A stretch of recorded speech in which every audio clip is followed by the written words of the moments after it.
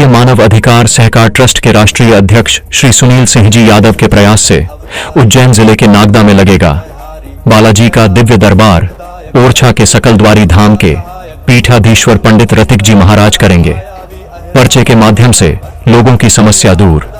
दिनांक 19 एवं 20 दिसंबर को नागदा स्थित मेहतवास में देवनारायण मंदिर पर लगेगा दिव्य दरबार। हमारे बीच में सकलद्वारी हनुमान जी ओरछा धाम जी पधारे पीठाधीश श्री ऋतिक जी ओझा महाराज नागदा में पधारे हैं।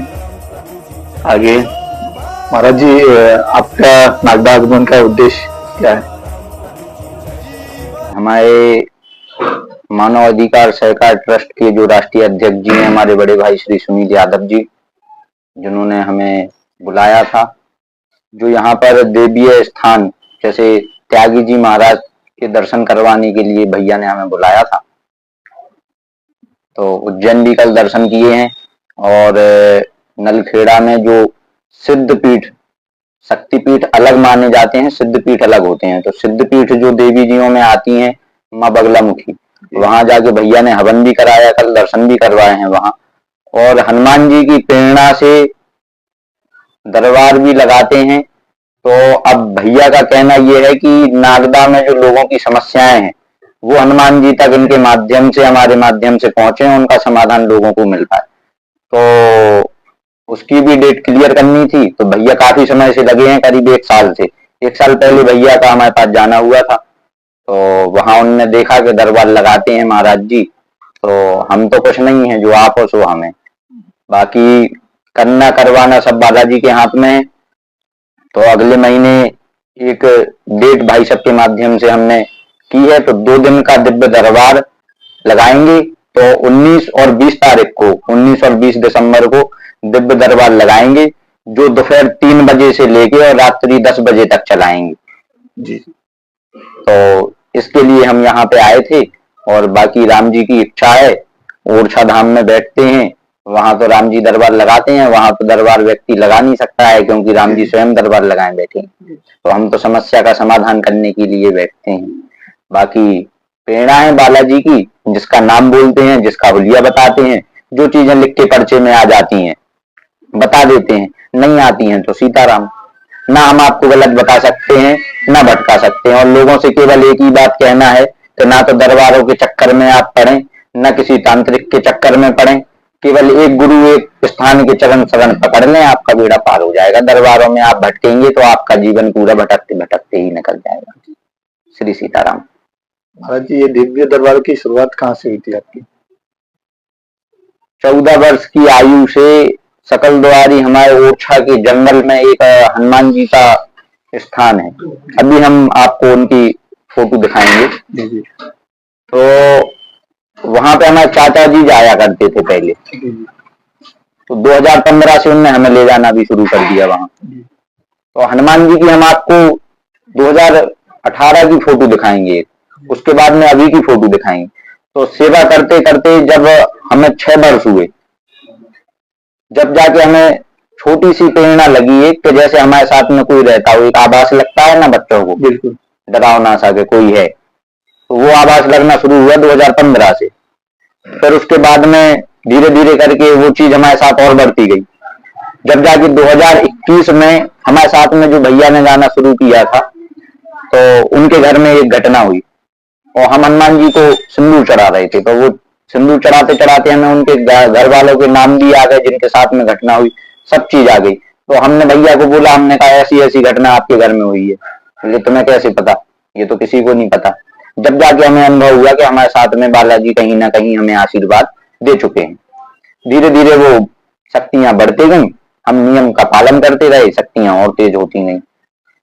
अब जाते हैं जहां भी बालाजी भेज दें वहां चले जाते हैं, पर्चा बनाते हैं, जो चीजें आ जाती हैं वो लिख देते हैं, जो नहीं आती हैं नहीं लिखते हैं। फर्जीवाड़े वाला कोई काम नहीं है, जो बालाजी बताते हैं वो लिखते हैं। अपने मन से कोई व्यक्ति किसी की समस्याएं नहीं लिख सकता है। लगाते हैं तो उस दिव्य दरबार में जो अपने लोग समस्या लेके आते हैं, उन समस्या में आप जो उपाय बताते हैं उन्हें, तो उसमें कुछ नियम होते हैं? उसमें नियम का ये है कि लोग कहते हैं कि आप प्याज लहसुन छुड़वा रहे हैं, हम दूसरे दरबार में गए थे वहां प्याज लहसुन नहीं छुड़वाते हैं। तो नियम का यही एकमात्र कारण है कि प्याज लहसुन जो है वो तामसिक भोजन में आते हैं और भगवान को और साधु संतों को तामसिक भोजन लगता नहीं है। तो प्याज लहसुन कर ले तो इतना हमें बालाजी पर विश्वास है कि आपकी पेशी पूरी नहीं हो पाएंगी, आपका काम हो जाएगा, लेकिन व्यक्ति कर नहीं पाता है। व्यक्ति के मन पर उसका स्थान नहीं है। व्यक्ति अगर अपने मन पे काबू कर ले तो व्यक्ति कुछ भी कर सकता है। व्यक्ति की इंद्रियां उसके काबू में नहीं होती हैं। जी, आपके जो दिव्य दरबार है वो अब आगे कहाँ का लगने वाला है? अभी तो आगामी दिसंबर में तो अभी यहाँ का नागदा का चल रहा है जी। उसके बाद हर मंगलवार को ओरछा में गणेश दरवाजे के पास मेन रोड पर स्टेट बैंक के नीचे हॉल बना है, वहां पे दरबार हॉल है वो, वहां पे दरबार लगता है सुबह 10 बजे से दोपहर में 3 बजे तक। और उसके बाद अभी तो 26-27 तारीख में हम राजस्थान रहेंगे, वहां भी दिव्य दरबार है 2 दिन का। उसके बाद में दिसंबर में हमारे राम जी की शादी है तो हम ओरछा में ही रहेंगे। उसके बाद में 19-20 तारीख हमने आपको बताया है कि नागदा में ही रहेंगे। उसके बाद में जनवरी में हम 16 तारीख से लेकर 20 तारीख तक बॉम्बे में रहेंगे, बॉलीवुड में। जी जी जी। तो बॉलीवुड में आपको जहाँ दरबार लगाने वाले हैं वो स्थान कौन सा होगा? वो स्थान अभी उनने क्लियर अपन को नहीं किया है, बाकी सिद्धि विनायक में जो हॉल है गणेश जी महाराज पर, वहां का अपन को उनने एक बार सूचना दी थी। जैसे ही क्लियर हो जाएगा और नाम क्लियर हो जाएंगे कि उसमें कौन कौन रहेगा, वैसे ही हम आपको न्यूज के माध्यम से बता देंगे, सूचना दे देंगे। बॉलीवुड के कौन कौन सी दिग्गज हस्तियां रहेंगी उसमें? उसमें अभी तो अपन को नाम ऐसे आए थे कि उसमें कार्तिक आर्यन और तृप्ति डीमरी, एकता कपूर, ये 3 नाम अपने पास में आए थे कि ये लोगों से मिलके ये लगवाएंगे। बाकी फिर आगे बालाजी की इच्छा, जिसको बालाजी बुलाते हैं उसको ऑटोमेटिक आना पड़ेगा। जैसे आपके ओरछा धाम में अगर किसी को जाना हो तो क्या कौन सा स्थान है जहाँ पर? ओरछा जैसे ही आप पहुंचेंगे तो सबसे प्रथम पूज्य तो हमारे राम जी विराजमान हैं, जो जिनके आशीर्वाद से आज हम में इतनी बोलने की सामर्थ्य है। तो सबसे पहले राम जी के आप दर्शन करेंगे। उसके बाद में जैसे ही आप मंदिर प्रांगण से बाहर आएंगे, चौराहा है मंदिर चौराहा, तो उसके जस्ट सामने से किले के लिए रास्ता गया है। टिकट काउंटर के पास से जैसे ही आप थोड़ा सा आगे बढ़ेंगे तो सीधे हाथ पे एक पत्थरों का रोड गया है, जो पुराने जमाने में जो उनको अपन ये आज के टाइम पे अपन नी में भरते हैं ना, खंडे बोलते हैं, उनका रोड गया है। वो रोड सीधा जाके हनुमान जी महाराज तक ही पहुंचता है। अभी हम आपको उनकी एक फोटो दिखाएंगे हनुमान जी की, तो उनकी आपको हम पहले की फोटो दिखाएंगे और अभी की फोटो दिखाएंगे। अभी भी ओरछा के व्यक्ति ये बोलते हैं कि आपको कुछ नहीं आता है, आप गलत पर्चा बनाते हैं। तो हमारा उनसे भी कहना ये है कि अगर ओरछा में कोई दिव्य शक्ति जागृत होती है तो उसमें आपको ही फायदा है, ना कि हमें। आज राम जी ओरछा में विराजमान है, इस चक्कर में ओरछा को लोग पूछते हैं, ना कि आप ओरछा में रह रहे हैं उस चक्कर में लोग ओरछा को। ओरछा में देश विदेश से लोग आते हैं। राम जी हमारे यहाँ राजा के रूप में विराजमान। ये चीज तो हमने आपको बताई ना कि राम जी के सामने किसी का सामर्थ्य नहीं है जो दरबार लगा, लेकिन उनकी इच्छा होगी कि लोग दरबारों में भटकते हैं। इससे अच्छा है कि हम ओरछा में ही एक ऐसा दिव्य स्थान बना दें कि जहां लोगों की समस्याएं समाधान हो जाए। लेकिन व्यक्ति समझ नहीं पा रहा है वो चीज। तो उनसे भी एक ही चीज का कहना है कि आप एक बार समझो, सनातन के प्रति उंगली उठाने से सनातन आगे नहीं बढ़ना है। अपने अपने घरों से बाहर निकलो, जब सनातन आगे बढ़ेगा। लेकिन आज के लोग समझेंगे नहीं, तो उन्हें समझाने के लिए हम बैठे भी नहीं है। हम अपना काम कर रहे हैं, हम जितना समझा पाएंगे हम उतना समझाएंगे। हमें रोकने की आप में क्षमता नहीं है, क्योंकि हमारे साथ बालाजी हैं। बालाजी जिसके साथ होते हैं उसका कोई बाल बांका नहीं कर सकता है। ये हनुमान जी है।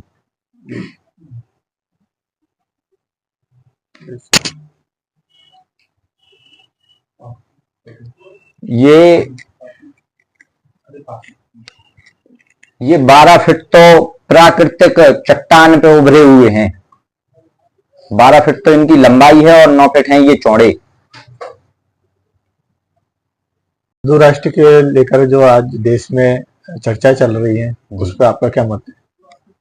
बिल्कुल होना चाहिए, क्योंकि अन्य राज्यों में अभी जो घटनाएं हुई हिंदुओं के साथ, उसको लेके अगर आवाज उठ रही है तो हम बिल्कुल उसका समर्थन करेंगे। अभी महाराज जी भी हमारे हिंदू एकता को लेके पद यात्रा कर रहे हैं बागेश्वर वाले पीठाधीश, तो वो ओरछा पधार रहे हैं, उसमें भी हम सम्मिलित होंगे।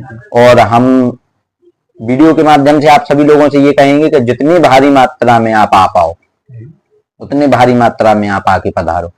हिंदू राष्ट्र बनना चाहिए बिल्कुल, क्योंकि आप एक चीज बताओ, अन्य व्यक्ति यहां से जाके दूसरे राज्य में इस्लाम कबूल कर रहे हैं। हम बोलेंगे थोड़ा सा सबके प्रति, लोग हमें जातिवादी कोई से प्रॉब्लम नहीं है, लेकिन आप हिंदू धर्म छोड़ के अन्य धर्म में जा रहे हो, तो दूसरे धर्म में आप हमें ये बता दो कि देवी देवता हैं कौन, बताइए आप। सनातन धर्म में इतने देवी देवता हैं, एक आपकी नहीं सुनेंगे, दूसरे सुनेंगे, लेकिन आपको सब्र नहीं है ना। सब्र अगर आप करोगे तो वही देवी देवता, आपके जो कुल के देवी देवता अपन लोग बोलते हैं, वही आपका काम कर देंगे पूरा। तो हिंदू राष्ट्र तो बनना चाहिए, हिंदू राष्ट्र बन जाएगा तो ये चीज बिल्कुल से खत्म हो जाएगी। हिंदू राष्ट्र बनना चाहिए, उसमें तो हम यही कहेंगे आपसे कि भारी से भारी मात्रा में कहीं आंदोलन भी करना पड़े अगर, तो सबसे पहले हम ही बैठेंगे।